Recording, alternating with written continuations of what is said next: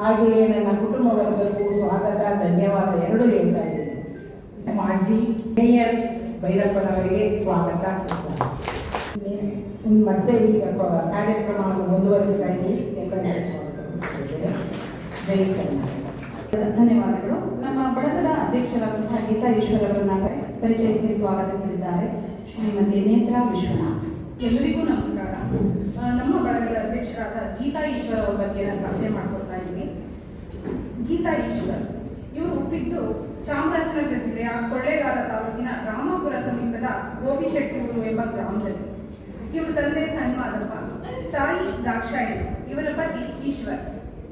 ಇವರು ಕಳೆದ 25-30 ವರ್ಷಗಳಿಂದಲೂ ಸಹ ಹಲವಾರು ಸಂಘ ಸಮಾಜಗಳಲ್ಲಿ ಪರಿಚಯಿಸಿಕೊಂಡಿದ್ದಾರೆ. ಇವರು ಶಾರದಾಂಬಿ ನಗರದ ಸ್ನೇಹಪುಂಜ ಎಂಬ ಸಮಾಜದಲ್ಲಿ 10 ವರ್ಷಗಳ ಕಾಲ ಅಧ್ಯಕ್ಷರಾಗಿ ಸೇವೆ ಸಲ್ಲಿಸಿದ್ದಾರೆ. ಆ ಸಂದರ್ಭದಲ್ಲಿ ಹಲವಾರು ಮಹಿಳೆಯರಿಗೆ ಸ್ವಯಂ ಉದ್ಯೋಗ ಕಲ್ಪಿಸಿಕೊಳ್ಳಲು ಶ್ರಮಿಕ ವಿದ್ಯಾಪೀಠದ ಸಹಾಯದಿಂದ ಟೇಲರಿಂಗ್, ಪೇಂಟಿಂಗ್, ಕರಕುಶಲ ತರಬೇತಿ ತರಗತಿಗಳನ್ನು ನಡೆಸಿ ಟೇಲರಿಂಗ್ ಯಂತ್ರವನ್ನು ಉಚಿತವಾಗಿ ಸರ್ಕಾರದಿಂದ ಕೊಡಿಸಿದ್ದಾರೆ. ಇನ್ನು ಅನಂತರ ಅವರು ಕೈಮಿಡಿ ಸಮಾಜ, ವೀರರಾಣಿ ಚೆನ್ನಮ್ಮ ಸಮಾಜದಲ್ಲೂ ನಿರ್ದೇಶಕರಾಗಿದ್ದಾರೆ. ಹಾಗೆಯೇ ನೀಲಗಂಗ ಸಮಾಜದಲ್ಲೂ ಉಪಾಧ್ಯಕ್ಷರಾಗಿದ್ದಾರೆ. ಶರಣ ಸಾಹಿತ್ಯ ಪರಿಷತ್ನಲ್ಲೂ ನಿರ್ದೇಶಕರಾಗಿ ಸೇವೆ ಸಲ್ಲಿಸಿದ್ದಾರೆ. ಬಸವ ಬಳಗಗಳು ನಡೆಸುವ ಒಕ್ಕೂಟ ಬಸವ ಜಯಂತಿಯಲ್ಲೂ ಸಹ ಕಳೆದ 20 ವರ್ಷಗಳಿಂದಲೂ ಸಕ್ರಿಯವಾಗಿ ಭಾಗವಹಿಸಿ ಸೇವೆಯನ್ನು ಮಾಡಿಕೊಂಡು ಬಂದಿದ್ದಾರೆ. ಸ್ಪಂದನ ಬಳಗಕ್ಕೆ ಅವರ ಕೊಡುಗೆ ಅಪಾರ. ಅವರ ಪರಿಶ್ರಮದಿಂದಲೇ ಕಳೆದ 21 ವರ್ಷದಿಂದಲೂ ಸಹ ಎಲ್ಲ ಕಾರ್ಯಕ್ರಮಗಳು ಶಿಸ್ತುಬದ್ಧವಾಗಿ, ವಿಭಿನ್ನವಾಗಿ ಮತ್ತೆ ಅದ್ಧೂರಿಯಾಗಿ ನಡೀತಾ ಬಂದಿವೆ. ಎಲ್ಲರನ್ನು ಒಟ್ಟುಗೂಡಿಸಿ ನಮ್ಮ ಮನಸ್ಸನ್ನು ಕರಗುವಂತೆ ಮಾತನಾಡಿ ಅವರ ಪ್ರೀತಿಯ ಮಾತಿನಿಂದಲೇ ನಮ್ಮನ್ನ ಪ್ರೇರೇಪಿಸ್ತಾರೆ. ಹಾಗೆಯೇ ಅವರು ಒಂದೊಂದ್ಸಲ ಗುರುತಾನೂ ಇರ್ತಾರೆ, ಅದು ನಿಮ್ಮೆಲ್ಲರಿಗೂ ಗೊತ್ತಿದೆ. ಇವರೊಂಥರ ಲೇಡಿ ರೆಬಲ್ ಸ್ಟಾರ್ ಇದ್ದ ಹಾಗೆ ಎಲ್ಲರಲ್ಲೂ ಕೆಲಸ ತೆಗೆಯುವ ಸಾಮರ್ಥ್ಯ ಅವ್ರಿಗಿದೆ. ಮೊನ್ನೆ ತಾನೇ ತಾಲೂಕು ಮಟ್ಟದಲ್ಲಿ ನಡೆದ ಬಸವ ಜಯಂತಿ ಕಾರ್ಯಕ್ರಮದಲ್ಲಿ ಇವರ ಸೇವೆಯನ್ನು ಗುರುತಿಸಿ ಅವರ ತವರು ರಾಮಾಪುರ ಗೋಪಿಶೆಟ್ಟಿ ಊರಿನಲ್ಲಿ ಸನ್ಮಾನಿಸಿರುವುದು ಶ್ಲಾಘನೀಯ. ನಮ್ಮ ಬಳಗದಲ್ಲಿ ಅಧ್ಯಕ್ಷ ಸ್ಥಾನವನ್ನು ವಹಿಸಿಕೊಳ್ಳಲು ಮನಸ್ಸನ್ನು ಇನ್ನೂ ಕೂಡ ಯಾರು ಮಾಡ್ತಾ ಇಲ್ಲ. ನಮ್ಮ ಸದಸ್ಯರೆಲ್ಲ ಸೇರಿ ನೀವೇ ಮುಂದುವರಿಸಿ, ನಮ್ಮೆಲ್ಲರ ಸಹಕಾರ ಸದಾ ನಿಂದಿದೆ ಎಂದು ಕಳೆದ 21 ವರ್ಷಗಳಿಂದ ಹೇಳ್ತಾನೆ ಇದ್ದಾರೆ. ನಮ್ಮ ಬಳಗಕ್ಕೆ ಮತ್ತು ಸಮಾಜದ ಏಳಿಗೆಗೆ ದುಡಿಯುವ ಶಕ್ತಿಯನ್ನು ಅವರಿಗೆ ಇನ್ನಷ್ಟು ಕೊಡಲಿ ಎಂದು ಆ ವಿಶ್ವಗುರು ಬಸವಣ್ಣ ಹಾಗೂ ಭಗವಂತನಲ್ಲಿ ಪ್ರಾರ್ಥಿಸುತ್ತೇನೆ. ಈ ಪರಿಚಯದೊಂದಿಗೆ ಅವರನ್ನು ಸಹ ಈ ಕಾರ್ಯಕ್ರಮಕ್ಕೆ ಸ್ವಾಗತಿಸುತ್ತೇನೆ. ಎಲ್ಲರಿಗೂ ನಮಸ್ಕಾರ.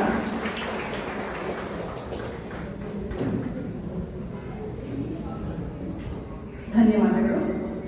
ಕಾರ್ಯಕ್ರಮದ ಉದ್ಘಾಟನೆ ಮತ್ತು ಪುಷ್ಪಾರ್ಚನೆ ಶ್ರೀಯುತ ಡಾಕ್ಟರ್ CHV ರಾಜೀವ್ ಅವರು ಮತ್ತು ವೇದಿಕೆಯಲ್ಲಿರುವ ಎಲ್ಲ ಗಣ್ಯರನ್ನು ಈ ಕಾರ್ಯಕ್ರಮವನ್ನು ಉದ್ಘಾಟಿಸಿ ಪುಷ್ಪಾರ್ಚನೆ ಮಾಡಬೇಕೆಂದು ಕೇಳಿಕೊಳ್ಳುತ್ತೇನೆ.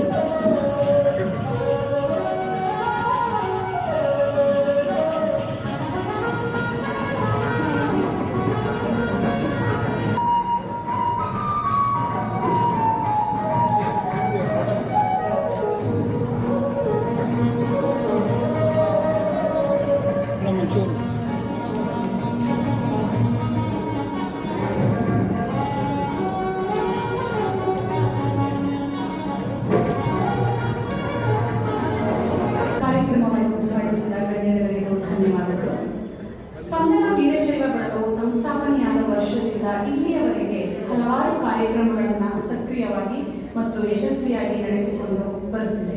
ಇದರ ಮಾಹಿತಿಯನ್ನು ವಾರ್ಷಿಕ ವರದಿಯಲ್ಲಿ ಮಂಡಿಸಲಿದ್ದಾರೆ ಶ್ರೀಮತಿ ನೇತ್ರಾ ವಿಶ್ವನಾಥ್. ಎಲ್ಲರಿಗೂ ಮತ್ತೊಮ್ಮೆ ನಮಸ್ಕಾರ. ನಮ್ಮ ಸ್ಪಂದನ ವೀರಶೈವ ಬಳಗವು 2005ರಲ್ಲಿ ಪ್ರಾರಂಭವಾಯಿತು. ವರ್ಷದ ಕಾರ್ಯಕ್ರಮ ಬಗ್ಗೆ ಹೇಳೋದಾದ್ರೆ 2005ರಿಂದಲೂ ಮನೆಗಳಲ್ಲಿ ಶರಣ ಚಿಂತನೆ ಮಾಡೋದು, ವಚನಗಳನ್ನು ಕಲಿಯೋದು, ಇಂತಹ ಸತ್ಸಂಗ ಕಾರ್ಯಗಳನ್ನು ಮಾಡ್ತಾ ಬಂದಿದ್ದೇವೆ.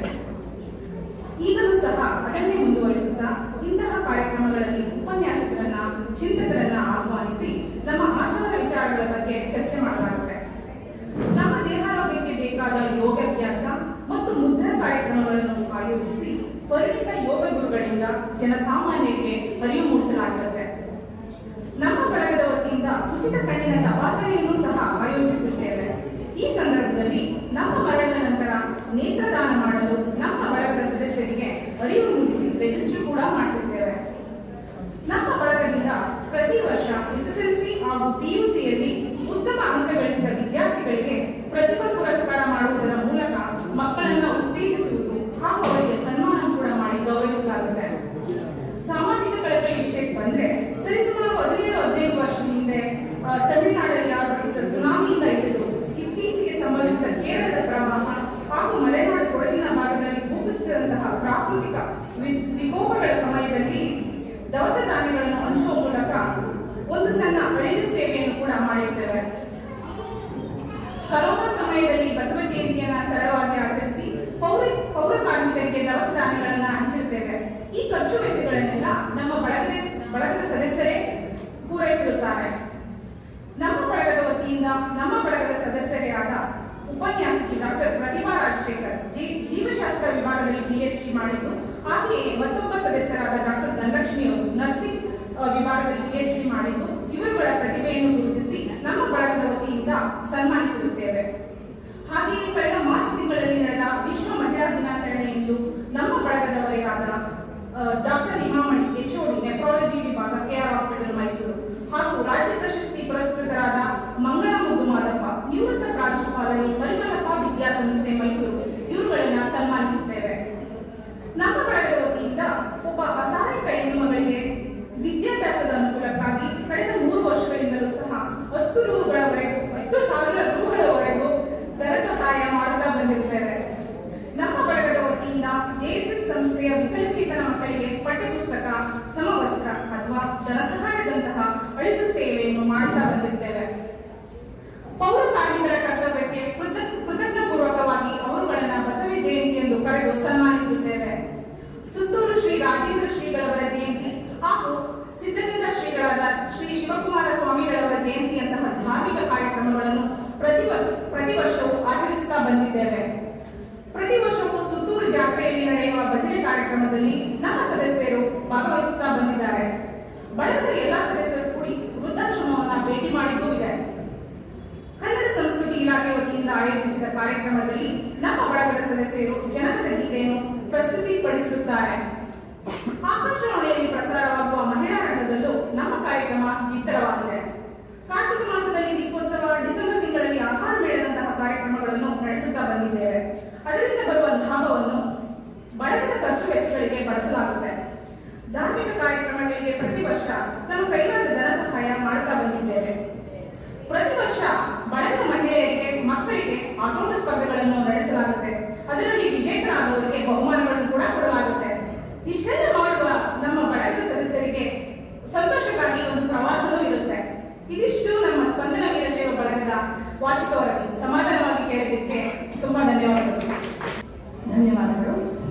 ನಮ್ಮ ಬಳಗದ ಸದಸ್ಯರಾದ ಶ್ರೀಮತಿ ಲತಾ ಬಸವಣ್ಣ ಇವರು ಸತತವಾಗಿ 3 ವರ್ಷಗಳಿಂದ 9ನೇ ತರಗತಿಯಲ್ಲಿ ಅಭ್ಯಾಸ ಮಾಡುತ್ತಿರುವಂತಹ ಕುಮಾರಿ ಪೂಜಾ ಇವರಿಗೆ ವಿದ್ಯಾಭ್ಯಾಸಕ್ಕಾಗಿ ಧನ ಸಹಾಯವನ್ನು ಮಾಡುತ್ತಿದ್ದಾರೆ ಮತ್ತು ಪ್ರತಿ ವರ್ಷವೂ ತಮ್ಮ ನೆರವನ್ನು ಮುಂದುವರಿಸಿಕೊಂಡು ಹೋಗುವ ಜವಾಬ್ದಾರಿಯನ್ನು ವಹಿಸಿಕೊಂಡಿರುವಂತಹ ಈ ಸಂಗತಿಯು ಬಹಳ ಶ್ಲಾಘನೀಯವಾದುದು.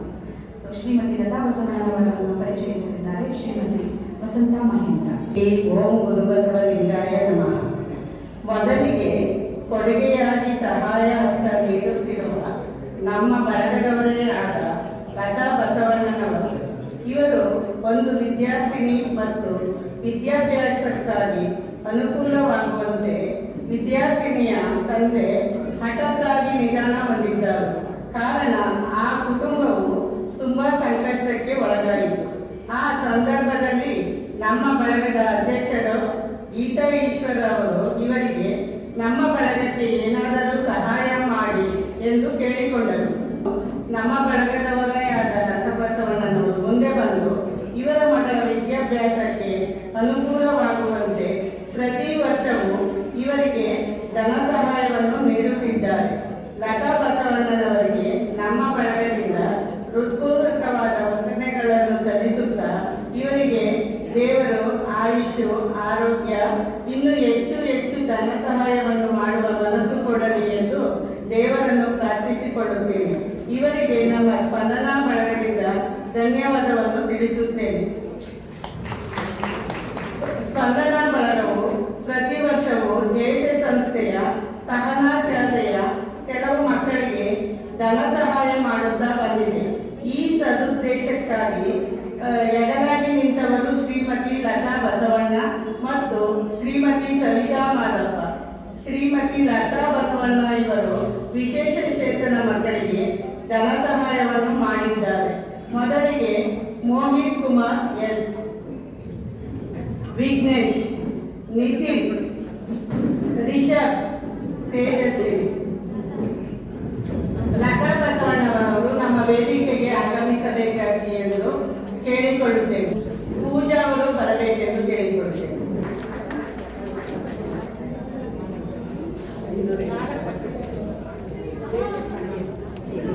Kishan N, Ranganath P, Nandini K ಈ ಮಕ್ಕಳು ಬರಬೇಕೆಂದು ಕೇಳಿಕೊಳ್ಳುತ್ತೇವೆ. ಇವರು ಕವಿತಾ ಮಾದಪ್ಪ ಅವರು ಇವರಿಗೆ ಧನ ಸಹಾಯ ಮಾಡಿದ್ದಾರೆ.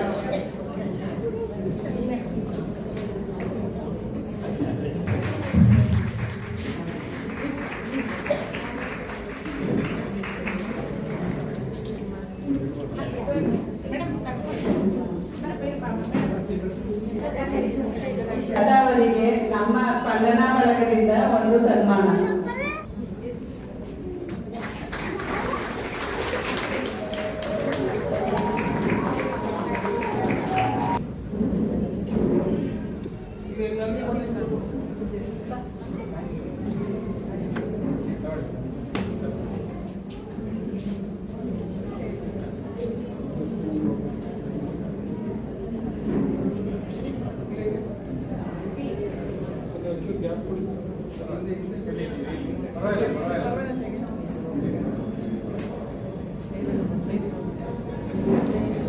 ಬಹುಮಾನ ವಿತರಿಸಿದ ಗುರುಗಳಿಗೆ ಮತ್ತು ನಮ್ಮ ಅತಿಥಿಗಳಿಗೆ ವಂದನೆಗಳು.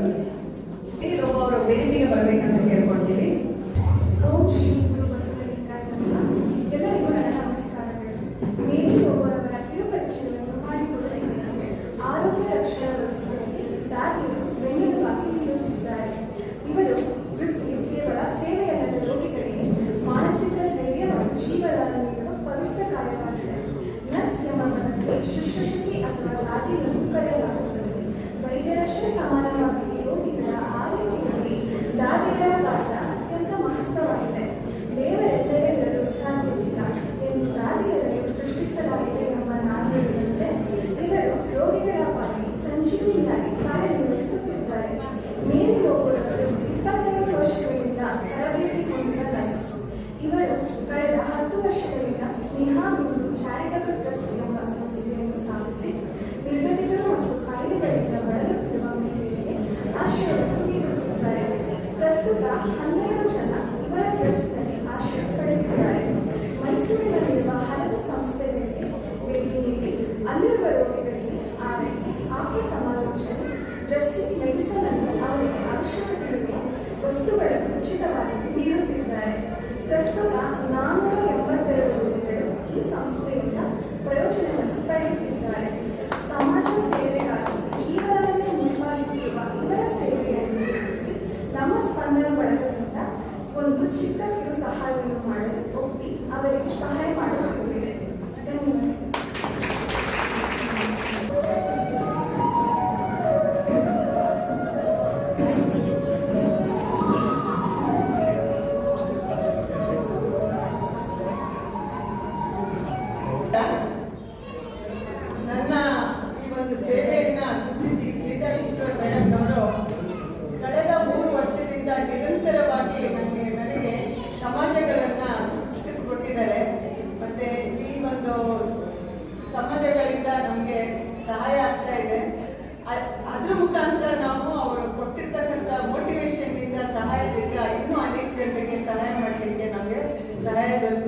ವಿಷಯಗಳು ಮೇಡಮ್ ಅವರಿಗೆ ನಾನು ನನ್ನ ಧನ್ಯವಾದಗಳನ್ನು ತಿಳಿಸ್ತೇನೆ.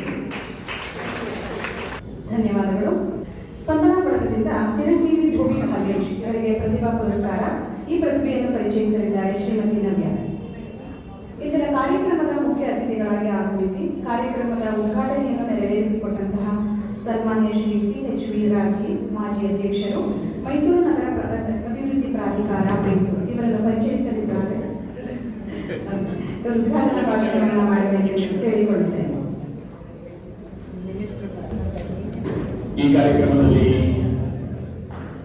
ನೆರೆದಿರ್ತಕ್ಕಂಥ ಎಲ್ಲರಿಗೂ ನಮಸ್ಕರಿಸ್ತಾ, ಸ್ಪಂದನ ವೀರಶೈವ ಬಳಗದ ವತಿಯಿಂದ ಬಸವ ಜಯಂತಿ ಮತ್ತು 21ನೇ ವಾರ್ಷಿಕೋತ್ಸವ ಸಮಾರಂಭದ ದಿವ್ಯ ಸಾನ್ನಿಧ್ಯ ವಹಿಸಿರ್ತಕ್ಕಂಥ ಶ್ರೀ ಶ್ರೀ ಶಿವಬಸವ ಸ್ವಾಮಿಗಳ ಪಾದಕಮಲಗಳಲ್ಲಿ ನಮಸ್ಕರಿಸ್ತಾ, ವೇದಿಕೆಯನ್ನ ಹಂಚಿಕೊಂಡು ಜೀವನದ ಮೌಲ್ಯಗಳ ಬಗ್ಗೆ ಹಲವಾರು ವಿಚಾರಗಳನ್ನು ತಿಳಿಸುವಂತ ಸ್ನೇಹಿತರಾದಂತಹ ತ್ರಿಪುರಾಂಬಿಕರವರೇ, ಕದಳಿ ಮಹಿಳಾ ವೇದಿಕೆಯ ಅಧ್ಯಕ್ಷರಾದಂತಹ ಶೋಭಾ ಜಯಪ್ರಕಾಶ್ ಅವರೇ, ಈ ಒಂದು ಸಂಸ್ಥೆಯ ಬಳಗದ ಅಧ್ಯಕ್ಷರು ಕ್ಯಾಪ್ಟನ್ ಶ್ರೀಮತಿ ಗೀತಾ ಈಶ್ವರ್ ಅವರೇ.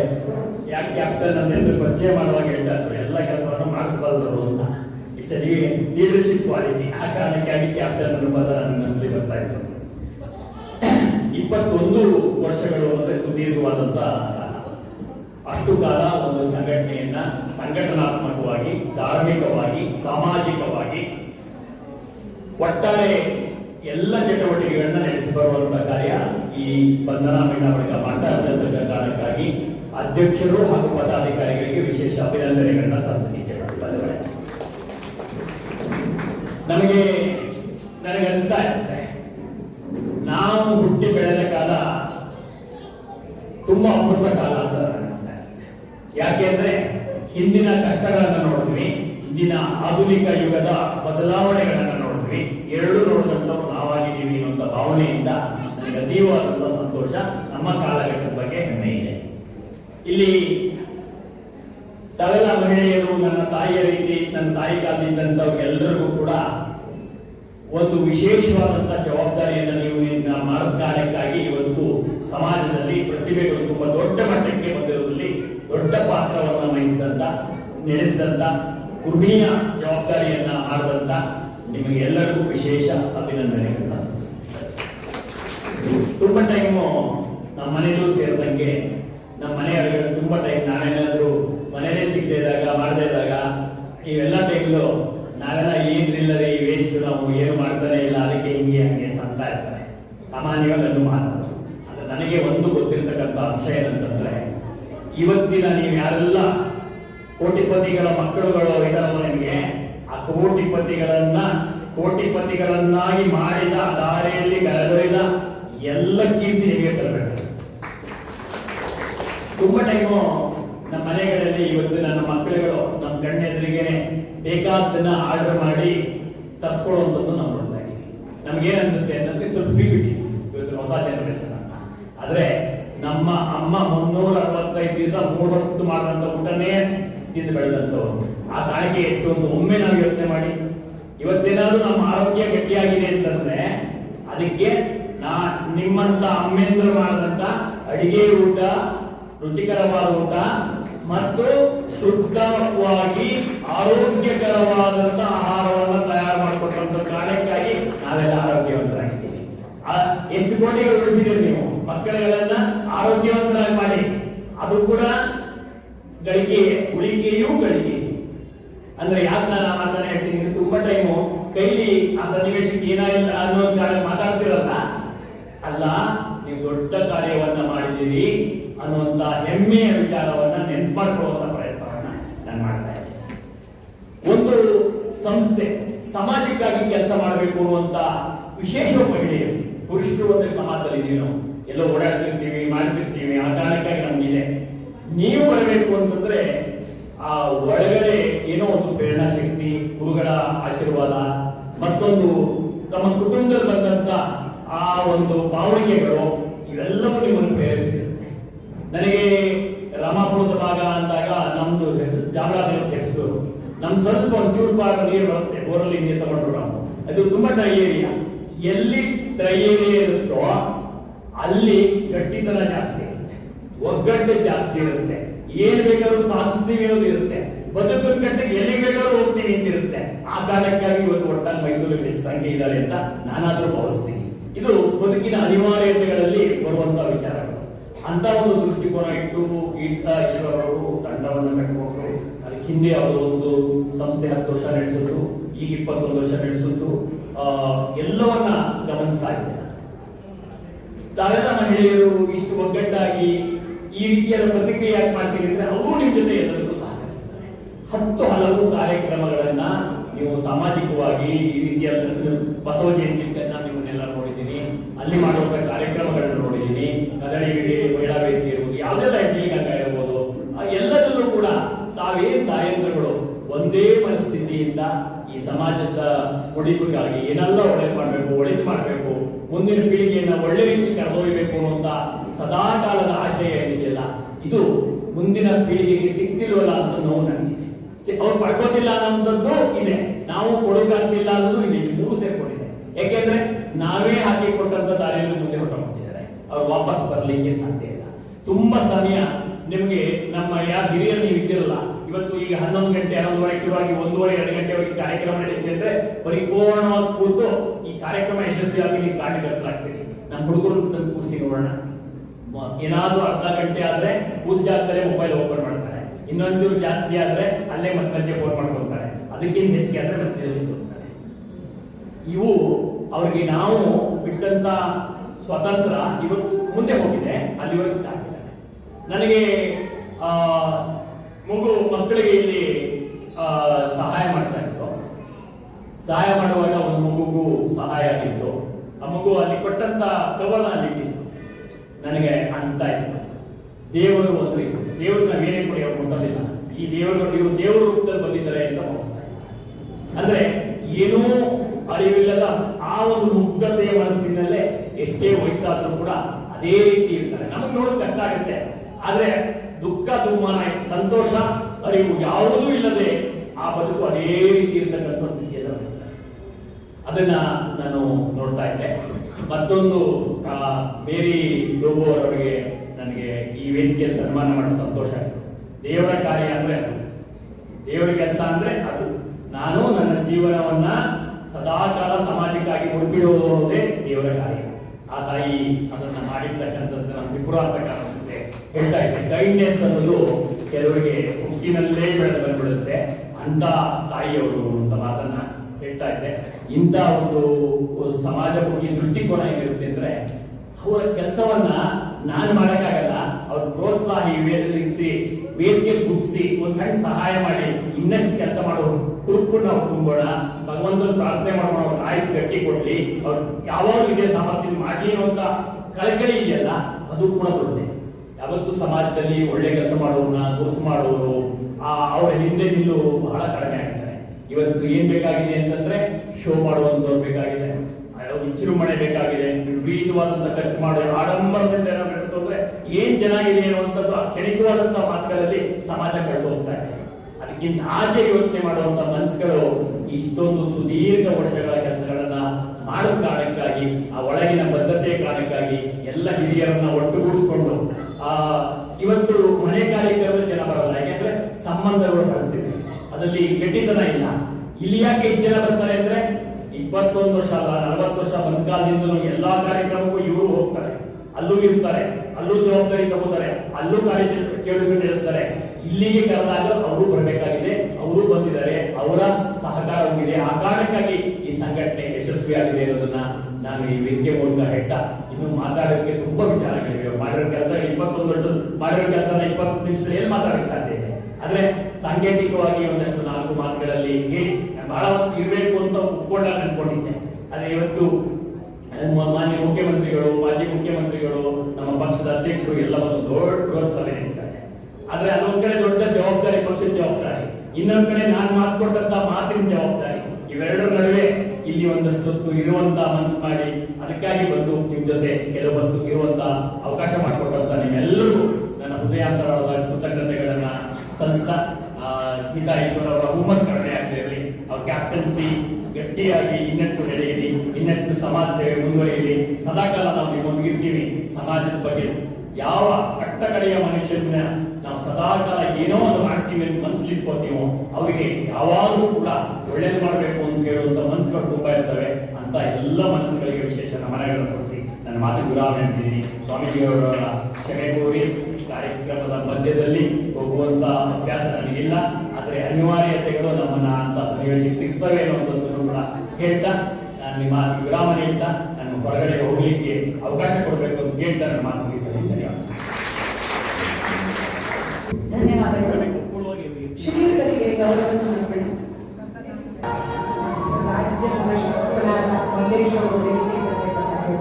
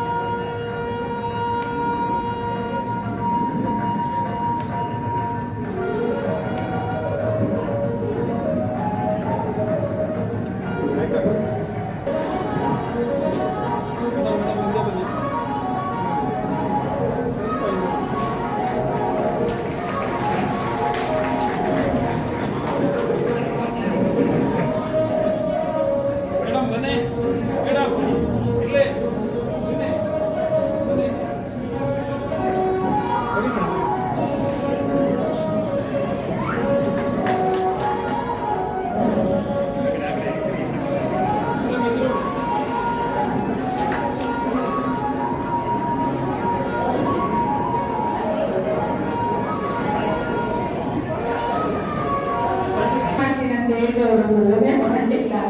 ಕೊನೆ ನಿನ್ನೆ ಬಿಡ್ಲಿಲ್ಲ, ನೀವು ದಯವಿಟ್ಟು ಬರಲೇಬೇಕು. ನಾನು ನಿಮ್ಗೆ ಒಂದು ಗಾಡಿ ಮಾಡಬೇಕು ಅಂತ ಹೇಳ್ಕೊಂಡ್ರೆ ಇವತ್ತು ಬರ್ತೀನಿ. ಬನ್ನಿ ಮೇಡಮ್, ಬನ್ನಿ ಬನ್ನಿ ಇಲ್ಲಿ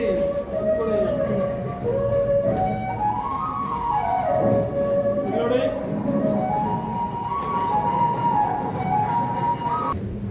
ಸ್ಪಂದನ ಪದವಿಯಿಂದ ಚಿರಂಜೀವಿ ಭೂಮಿ ಮಲ್ಲೇಶ್ ಅವರಿಗೆ ಪ್ರತಿಭಾ ಪುರಸ್ಕಾರ. ಈ ಪ್ರತಿಭೆಯನ್ನು ಪರಿಚಯಿಸಿದ್ದಾರೆ ಶ್ರೀಮತಿ ನವ್ಯಾಶ್ರೀ. ಎಲ್ಲರಿಗೂ ನಮಸ್ಕಾರ.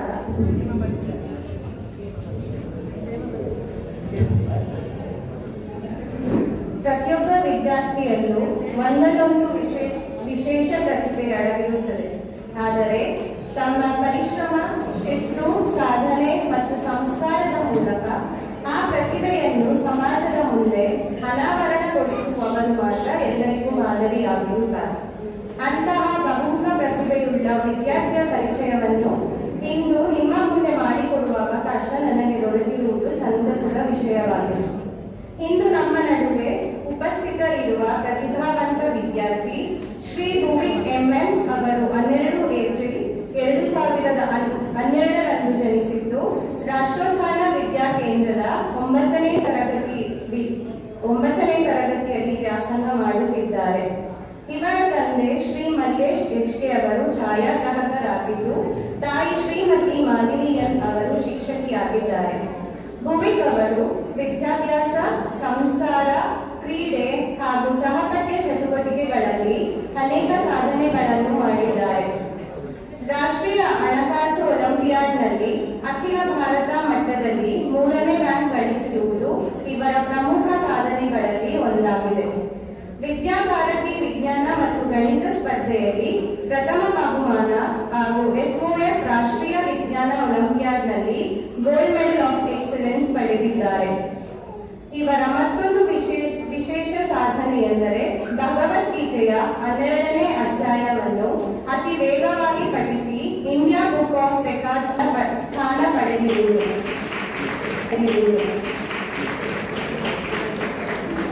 ಜೊತೆಗೆ ಇನ್ಸ್ಪೈರ್ ಪ್ರಶಸ್ತಿಯಲ್ಲಿ ಜಿಲ್ಲಾ ಮಟ್ಟದ ವಿಜೇತರಾಗಿದ್ದು ಮೌಲ್ಯ ಶಿಕ್ಷಣ ಸ್ಪರ್ಧೆಯಲ್ಲಿ ಎ+ ಶ್ರೇಣಿಯನ್ನು ಪಡೆದಿದ್ದಾರೆ.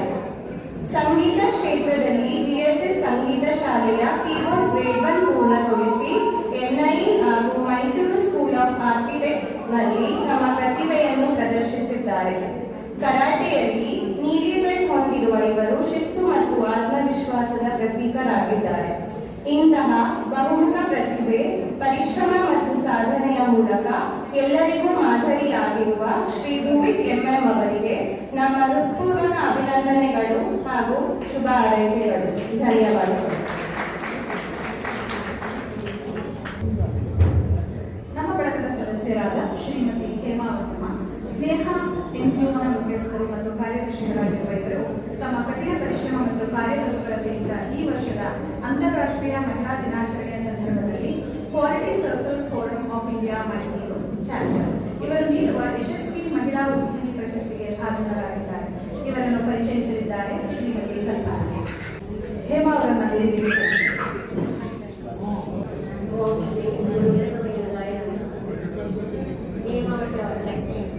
ಇವರ ಹೆಸರು ಹೇಮಾವತಿ. ಇವರ ತಂದೆ ಆಗತ ಮೊದಲವರು ಹರಿನಾಥ್, ತಂದೆ ಹರಿನಾಥ್, ತಾಯಿ ಮಹಾದೇವಮ್ಮ. ಹೇಮಾವತಿ ಅವರ ಬಾಲ್ಯ ಅಧ್ಯಯನದೊಡನೆ ಬೆಳೆದಿದೆ. ಇವರ ಪ್ರಾಥಮಿಕ ಹಾಗೂ ಪ್ರೌಢಶಾಲೆಯ ಶಿಕ್ಷಣ JSS ರಾಮಾಪುರದಲ್ಲಿ ಮುಗಿಸಿದರು. ನಂತರ ಮೈಸೂರು ವಿಶ್ವವಿದ್ಯಾನಿಲಯದ ಮಾನಸ ಗಂಗೋತ್ರಿಯಲ್ಲಿ ಸಮಾಜಶಾಸ್ತ್ರದಲ್ಲಿ MA ಮುಗಿಸಿ ಕೃಷಿಯಲ್ಲಿ ಡಿಪ್ಲೊಮೊ ಹಾಗೂ ನಿರ್ವಹಣಾ ಡಿಪ್ಲೊಮೊ ಪದವಿಗಳನ್ನು ಪಡೆದಿದ್ದಾರೆ. ಇವರು ಸಮುದಾಯ ಮತ್ತು ಅಭಿವೃದ್ಧಿ ಸಾಮಾಜಿಕ ಕಾರ್ಯಕ್ಷೇತ್ರಗಳಲ್ಲಿ 29 ವರ್ಷಗಳಿಗಿಂತ ಹೆಚ್ಚು ಅನುಭವ ಹೊಂದಿದ್ದಾರೆ. ಸಮುದಾಯಗಳನ್ನು ಸಬಲೀಕರಿಸುವ ಹಾಗೂ ಶಾಶ್ವತ ಬದಲಾವಣೆಯನ್ನು ತರಲು ವಿವಿಧ ಕಾರ್ಯಕ್ರಮಗಳನ್ನು ಯಶಸ್ವಿಯಾಗಿ ಯೋಜಿಸಿ ಅನುಷ್ಠಾನಗೊಳಿಸಿದ್ದಾರೆ. ಸಾಮಾಜಿಕ ಪರಿಣಾಮ, ಸಾಮರ್ಥ್ಯ ವೃದ್ಧಿ, ವಿವಿಧ ವಲಯಗಳಲ್ಲಿ ಸಹಯೋಗಾತ್ಮಕ ಸಮಸ್ಯೆ ಪರಿಹಾರದಲ್ಲಿ ತೊಡಗಿಸಿಕೊಂಡಿದ್ದಾರೆ. ಶೂರಾಣ್ ಮತ್ತು ಡಾಂಡೇನಿಯಾದಲ್ಲಿ ಆಹಾರ ಭದ್ರತೆ, ಸ್ಥೈರ್ಯ ಹಾಗೂ ಸಮುದಾಯ ಸಬಲೀಕರಣದ ಬಹುದೇಶೀಯ ಕಾರ್ಯಕ್ರಮಗಳನ್ನು ಮುನ್ನಡೆಸಿ ಶಾಶ್ವತ ಫಲಿತಾಂಶವನ್ನು ಪಡೆದಿದ್ದಾರೆ. 1995-2000 ಕರ್ನಾಟಕ